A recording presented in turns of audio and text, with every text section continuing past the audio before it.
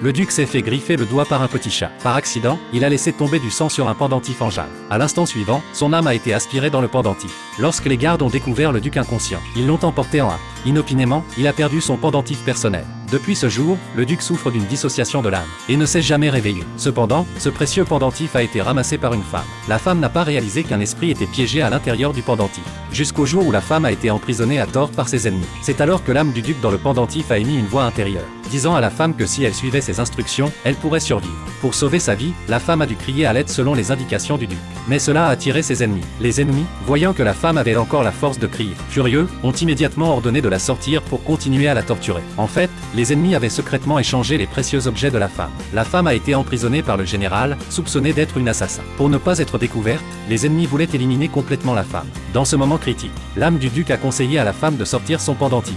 À cette vue, les gardes se sont immédiatement agenouillés. Cependant, les ennemis pensaient que la femme ne pouvait pas avoir de lien avec le duc d'une autre naissance. Heureusement, le majordome personnel du duc est arrivé à temps pour vérifier l'authenticité du pendentif. Mais sous les manipulations répétées des gardes, l'âme du duc est apparue directement et a même commencé à se déformer. Le duc a ordonné à la femme de récupérer rapidement le pendentif. Au moment où le pendentif est revenu entre les mains de la femme, l'âme du duc a retrouvé son état normal. Mais il a découvert que personne ne pouvait voir son âme. La femme a commencé à inventer des mensonges, disant au majordome que le duc l'aimait beaucoup, qu'il lui avait offert son pendentif personnel, et qu'il voulait même l'épouser. Le majordome a cru fermement à ses paroles et a libéré la femme. Pour compenser la femme, le majordome lui a offert une grande quantité d'or, d'argent et de bijoux.